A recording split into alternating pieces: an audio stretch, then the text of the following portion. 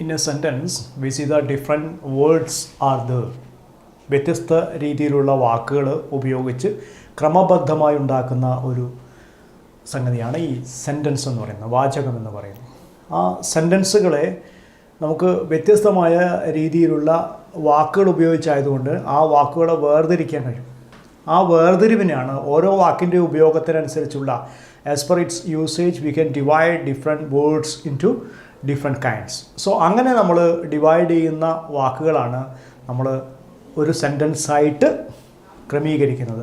ഇതിങ്ങനെ ഡിവൈഡ് ചെയ്യുമ്പോൾ ആ സെൻറ്റൻസുകളിലെ വ്യത്യസ്തമായ വാക്കുകൾ അത് വ്യത്യസ്തമായ ഉപയോഗങ്ങൾ ചെയ്യുന്നത് കൊണ്ട് തന്നെ ആ ഉപയോഗത്തിനനുസരിച്ച് നമ്മളതിനെ തരംതിരിച്ചിരിക്കുന്നു. ഉദാഹരണമായിട്ട് ഒന്ന് നൗണായിരിക്കാം, അല്ലെങ്കിൽ മറ്റൊന്ന് പ്രോനൗൺ ആവാം, അങ്ങനെയൊക്കെയാണ്. ഇത്തരം ഡിവിഷനെയാണ് നമ്മൾ പാർട്സ് ഓഫ് സ്പീച്ച് എന്ന് പറയുന്നത്. ഇത്തരം ഡിവിഷൻ മീൻസ് ഓരോന്നും സ്പീച്ചിൻ്റെ പാർട്സാണ്. ഒരു സെൻറ്റൻസിലെ വ്യത്യസ്തമായ വാക്കുകൾ അത് പല രീതിയിലുള്ള ഉപയോഗത്തെ കാണിക്കുന്നതുകൊണ്ട് അവയൊക്കെ തന്നെ നമ്മൾ പാർട്സ് ഓഫ് സ്പീച്ച് എന്ന് പറയുന്നു. പാർട്സ് ഓഫ് സ്പീച്ചിൻ്റെ പാർട്സാണ്. Okay, there are 8 parts of speech in English. There are 8 parts of speech.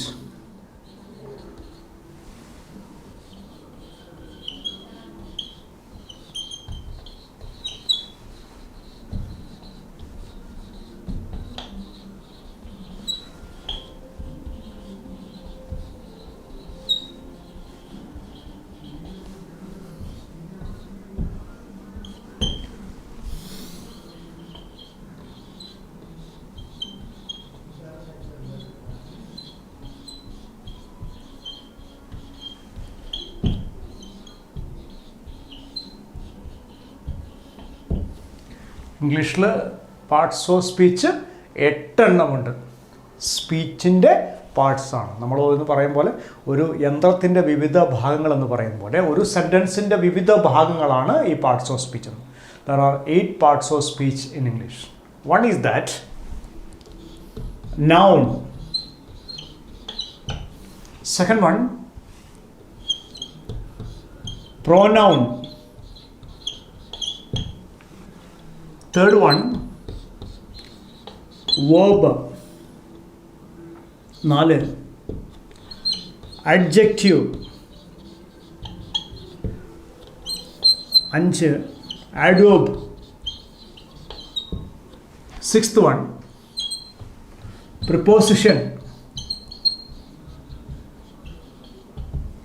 7th one, conjunction.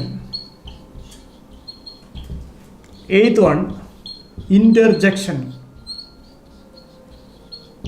Okay, ഇതിന് ഓരോന്നിനും വ്യത്യസ്തമായ ഉപയോഗമാണ് ഉള്ളത്. Parts of speech, there are 8 parts of speech in English. One is noun, second one is pronoun, third one is verb, fourth one adjective, fifth one adverb, sixth preposition, and seventh conjunction, and eighth one is interjection. So ഇത്തരം കാര്യങ്ങൾ സെൻറ്റൻസുകൾ നമുക്ക് കാണാൻ കഴിയും. ഉദാഹരണമായിട്ട്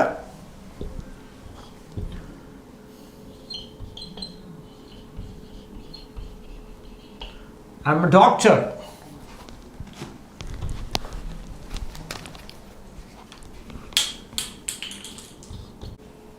parts of സ്പീച്ചിൽ ആദ്യമായി നമ്മൾ പഠിക്കുന്നത് നൗൺ ആണ്. നൗൺ എന്ന് പറഞ്ഞാൽ നാമം സൂചിപ്പിക്കുന്നത് ഒരു വസ്തുവിൻ്റെയോ ഒരു വ്യക്തിയുടെയോ ഒരു സ്ഥലത്തിൻ്റെയോ പേരാണ്. Noun indicates the name of A person, place or A thing എന്നാണ് പറയുന്നത്. Noun indicates name of A person, place or A thing. ഒരു വസ്തുവിൻ്റെ അല്ലെങ്കിൽ ഒരു വ്യക്തിയുടെ അല്ലെങ്കിൽ ഒരു സ്ഥലത്തിൻ്റെ പേരിനെ സൂചിപ്പിക്കുന്നതാണ് നാമം. ഇംഗ്ലീഷിൽ നൗൺ എന്ന് പറയുന്നു. നൗൺ. ഉദാഹരണമായി boy, Raju and Krishna, Raju and Manju. Calicut, name of a place. Tea, stone. ഇതൊക്കെ നൗണിൽ പെടുന്നതാണ്, ഇതൊക്കെ നാമത്തിൽ പെടുന്നതാണ്. നാമം എന്ന് പറയുന്നത് എന്തും ആവാം. പേര് എന്നാണ് noun കൊണ്ട് ഉദ്ദേശിക്കുന്നത്. Boy, Raju, Raju and Manju, river, India, Pakistan, whatever it may be, Calicut, tea, stone, ഇതൊക്കെ നമ്മൾ നൗണിൽ പെടുന്നു, നാമത്തിൽ ഉൾപ്പെടും. അപ്പോൾ പാർട്സ് ഓഫ് സ്പീച്ചിൻ്റെ ആദ്യ ഭാഗമാണ് നൗൺ എന്ന് പറയുന്നത്. പാർട്സ് ഓഫ് സ്പീച്ചിൻ്റെ ആദ്യത്തേതാണ്. 8 പാർട്സ് ഓഫ് സ്പീച്ചുകളിൽ ആദ്യത്തേതാണ് നമ്മൾ പഠിക്കാൻ പോണത് noun. Noun indicates A name of a place, person or A thing. See, the division of the noun. Noun is also divided into 5. Noun is also divided into 5. One is proper noun. Proper noun.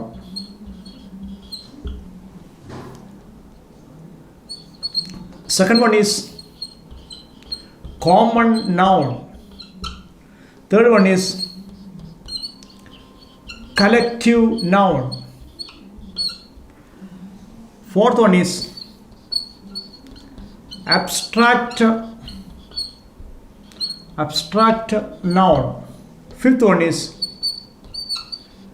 material noun. So proper noun, common noun, collective noun, abstract noun and material noun. ഈ നൗണിനെയാണ് നമ്മൾ വിഭജിച്ചിരിക്കുന്നത്, നാമത്തെ വിഭജിച്ചിരിക്കുന്നത്. Proper noun, common noun, collective noun, abstract noun, material noun. ആദ്യമായിട്ട് നമ്മളെടുത്ത് പഠിക്കാൻ പോകുന്നത് proper നൗണിനെ കുറിച്ചാണ്. പ്രോപ്പർ നൗൺ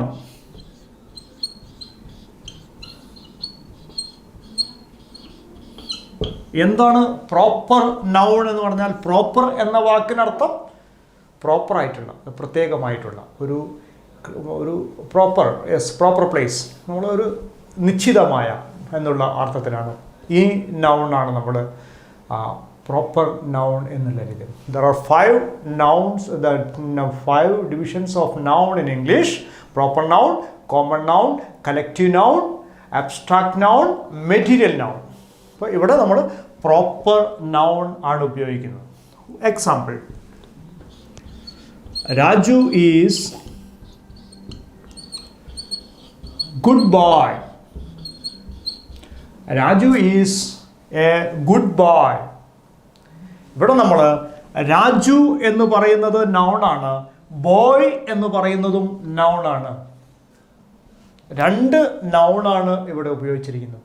ഒന്ന് രാജുവും രണ്ടാമത്തത് ബോയുമാണ്. പക്ഷേ ഈ 2 നൗണും തമ്മിൽ വ്യത്യാസമുണ്ട്. Raju indicates proper noun, proper noun ആണ് രാജു. ബോയ് എന്നുള്ളത് നമ്മൾ അടുത്ത് പഠിക്കാൻ പോകുന്ന കോമൺ നൗൺ ആണ്. എന്താണ് പ്രോപ്പർ നൗൺ എന്ന് ഉദ്ദേശിക്കുന്നത്? Raju is the proper. Raju നമ്മളൊരു പ്രത്യേക വ്യക്തിയെ പറയാണ്. Raju is A proper noun. And Bombay is Mumbai. Mumbai is a populous city. So Mumbai is the proper noun. Mumbai is the proper noun. Raju is the proper noun. Vidya is a good teacher. Vidya is a good student and he is going. So അപ്പോൾ നമ്മൾ ഉദ്ദേശിക്കുന്നത് ഒരു വ്യക്തിയാണ് അല്ലെങ്കിൽ ഒരു കാര്യമാണ്. അവിടെ നമ്മൾ പ്രോപ്പറായിട്ട് ഒന്നിനെ നമ്മൾ ഉദ്ദേശിക്കുമ്പോൾ അത് പ്രോപ്പർ നൗണിലേക്ക് പോകുന്നു.